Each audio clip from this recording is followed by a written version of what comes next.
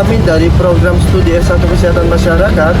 Program studi S1 Kesehatan Masyarakat di Kampus Pengembangan Universitas Bakti Husada Indonesia Ciremai mendidik mahasiswa dan mahasiswi sebagai agen untuk meningkatkan status kesehatan masyarakat. Mari bergabung bersama kami di program studi S1 Kesehatan Masyarakat Kampus Pengembangan Universitas Bakti Husada Indonesia Ciremai. Mengapa harus memilih kami? Karena di program S1 Kesehatan Masyarakat Kampus Pengembangan Universitas Bakti Husada Indonesia Ciremai telah terakreditasi unggul. Kurikulum terpadu, dosen yang profesional, praktik lapangan dan magang, serta fasilitas aman dan lengkap. Aspek kesehatan masyarakat yang pertama instalasi pemerintah, yang kedua di rumah sakit dan fasilitas kesehatan, yang ketiga organisasi non-profit dan lembaga swadaya masyarakat, yang keempat ahli epidemiologi, yang kelima usaha di bidang kesehatan. Terima kasih banyak. Karir di bidang kesehatan masyarakat sangat luas dan dibutuhkan di berbagai sektor. Dengan meningkatkan kesadaran masyarakat akan pentingnya kesehatan, lulusan kesehatan masyarakat akan memiliki kesempatan untuk berkontribusi dan sukses di karirnya.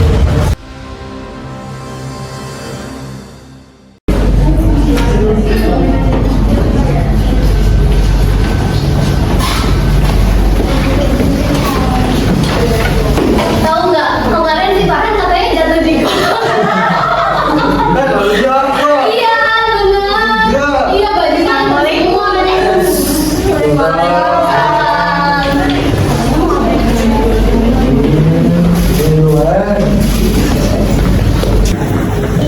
Halo adik-adik SMA. Gimana nih kabarnya hari ini? Alhamdulillah baik.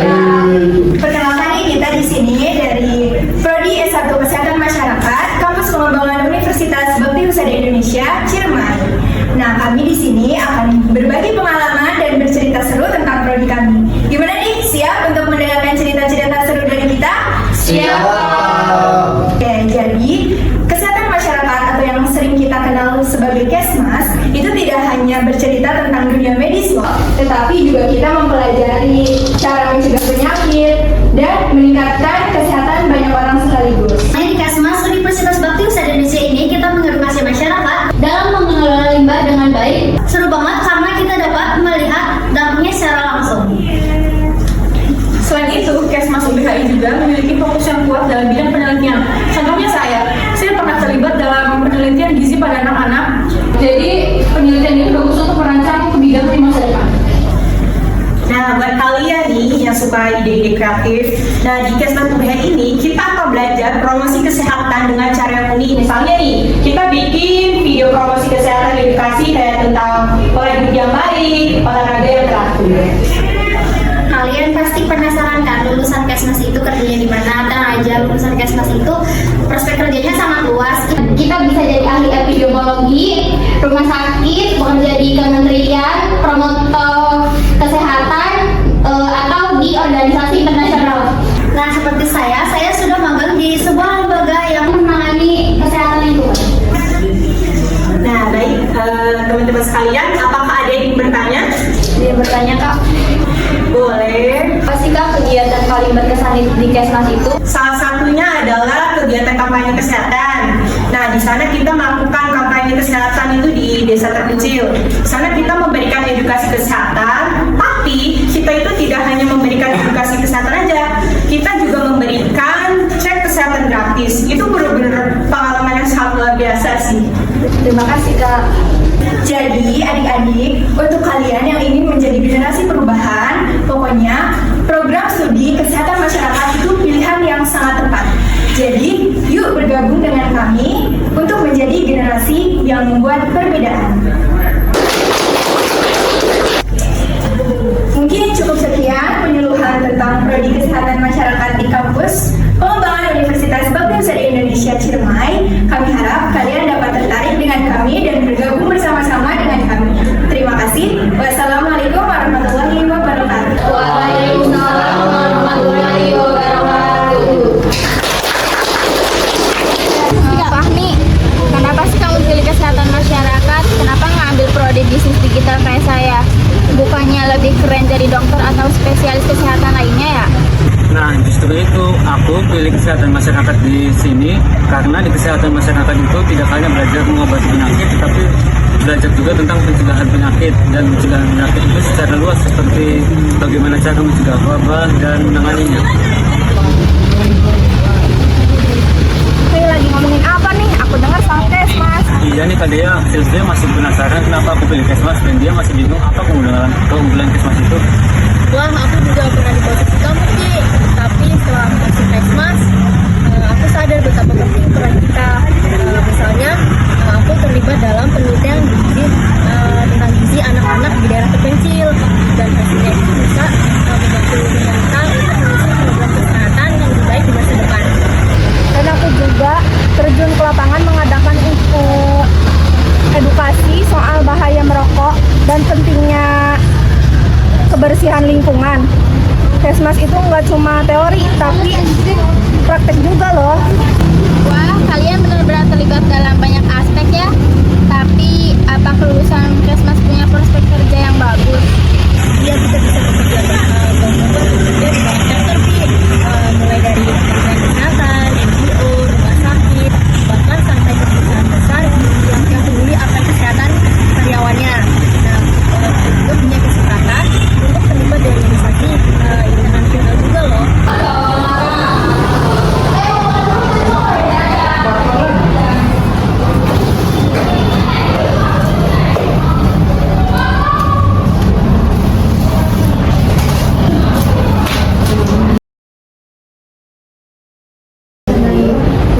Iya, ada Kak Helmi. Boleh ikut gabung nggak, Kak? Boleh dong.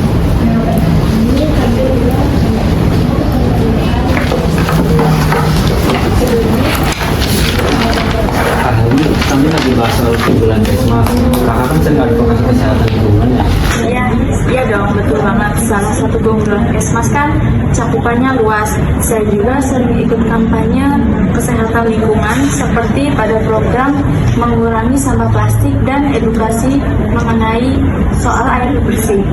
Saya juga sering ikut kampanye kesehatan lingkungan seperti pada program mengurangi sampah plastik dan edukasi mengenai soal air bersih. Itu semua berdampak besar pada kualitas hidup masyarakat loh. Wah, kalian benar-benar terlibat dalam banyak aspek ya. Tapi apa kelulusan Kesmas punya prospek kerja yang bagus? Pasti dong, kita bisa bekerja di banyak sektor, mulai dari Kementerian Kesehatan, rumah sakit, sampai perusahaan yang peduli akan kesehatan karyawannya. Kesempatan untuk terlibat di organisasi internasional juga sangat terbuka loh. Selain itu, kita juga diajarin untuk menyusun kebijakan yang mendukung kesehatan masyarakat.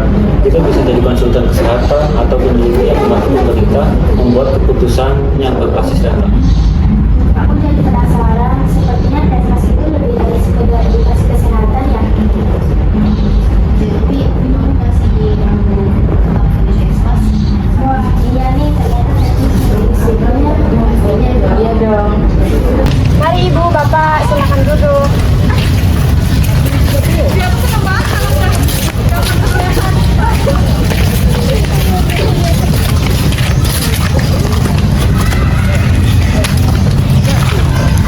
Boleh.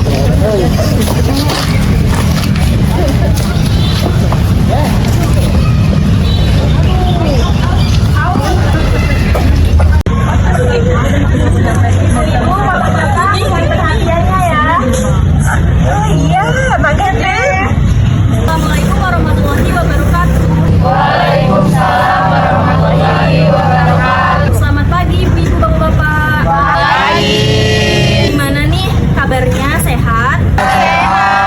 Alhamdulillah. Baik, perkenalkan. Sebelum perkenalan, ada pepatah mengatakan bahwa tak kenal maka tak sayang. Jadi kalau udah sayang jangan ditinggalin ya Pak, Bu.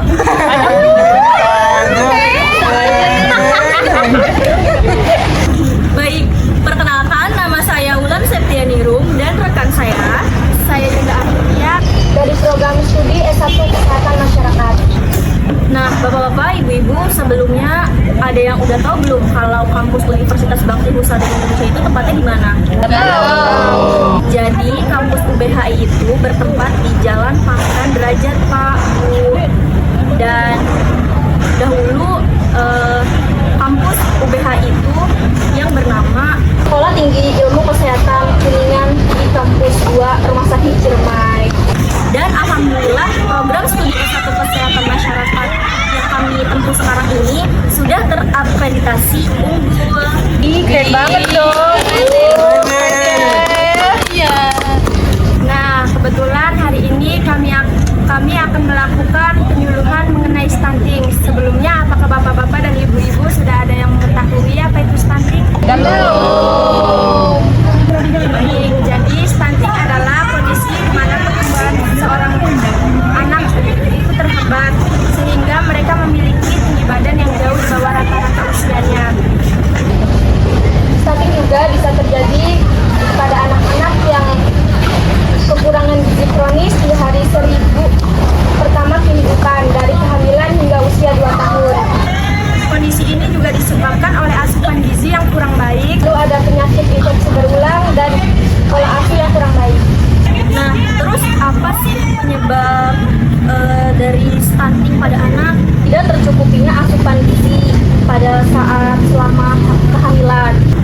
Dan sesudah melahirkan juga, atau biasa dengan disebut bayi berat badan bayi rendah, atau bapak-bapak ibu-ibu yang sering familiar itu dengan sebutan bayi prematur. Itu merupakan faktor dari penyebab stunting pada anak. Tidak hanya tentang asupan gizi saja, penyebab lainnya yaitu gizi anak yang tidak tercukupi, kurangnya pengetahuan ibu selama hamil, serta kurangnya akses pelayanan kesehatan dan juga sanitasi kurang baik. Di sini apakah ada yang ingin ditanyakan? Saya teh. Boleh, Ibu. Lalu apa ya ciri-ciri anak itu bisa dikatakan stunting? Terima kasih Ibu atas pertanyaannya, bagus sekali ya. Izin menjawab. Jadi ciri-ciri pertamanya itu dia tuh berbadan pendek, berat badannya kurang, tingkat kepalanya kecil, lalu mudah terserang penyakit dan terlambat tumbuh gigi. Lalu dia juga memiliki kulit yang kering, kuku yang mudah rapuh, dan mempunyai kemampuan belajar yang kurang baik. Seperti itu, Ibu. Nah, itu kan yang dijelaskan sama rekan saya tentang ciri-cirinya. Ada juga dampak dari stunting itu, yaitu perkembangan yang otaknya lambat, fisiknya lebih lambat dari anak-anak seusianya, dan juga daya tahan tubuhnya lemah dan sering terserang penyakit juga. Apakah ada yang ditanyakan lagi? Ya, bagaimana cara pencegahan biar supaya anak tidak menjadi stunting? Izin menjawab ya Pak. Jadi cara mencegahnya itu dengan cara memeriksakan kehamilan secara rutin di pelayanan kesehatan, Melakukan proses persalinan di fasilitas kesehatan seperti di rumah sakit dan praktek bidan, melakukan pemberian ASI eksklusif selama 6 bulan, memberikan imunisasi sejak dini, memberikan pengetahuan terkait gizi dan kesehatan, dan melakukan perilaku hidup bersih dan sehat. Apakah ada yang ditanyakan lagi? Sebelum kami tutup, kami akan memperlihatkan contoh dari anak stuntingnya ibu-ibu bapak-bapak. Jadi ini contoh dari anak yang terkena stunting ya Bu, Pak. Karena yang ini tubuhnya besar ya Pak, tinggi. Nah kalau yang ini kurang, dan ini juga sama. Bisa dilihat. Oh iya, sebelum itu saya ingin tahu dong, di sini ada yang hamil? Berapa bulan ya Ibu? 7 bulan. 7 bulan. Oh, saya 5 bulan. Baik, jika tidak ada yang ditanyakan lagi, kami cukupkan penyuluhan stunting kami hari ini. Kurang atau lebihnya, kami mohon maaf bila mana ada kata-kata yang kurang berkenan di hati ibu-ibu dan bapak-bapak. Kami akhiri. Wassalamualaikum warahmatullahi wabarakatuh. Waalaikumsalam warahmatullahi wabarakatuh. Terima kasih ya. Oh iya,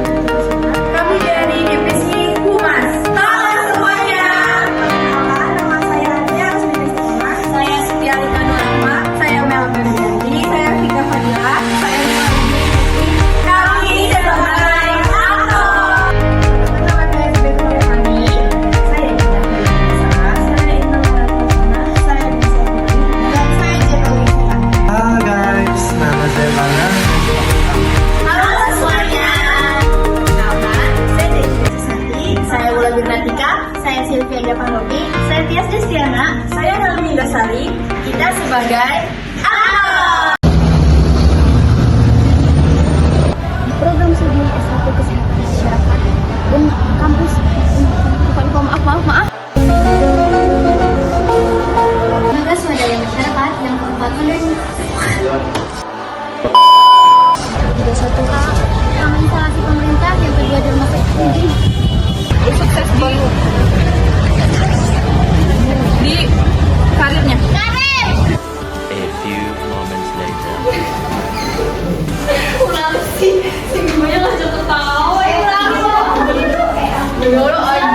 Aku hari ini guys. Panas banget. Hari ini guys. Mataharinya satu orang.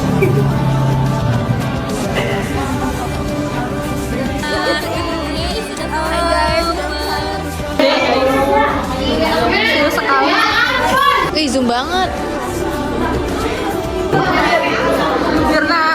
Halo guys, ini cara buat kirim grup. Mas 2023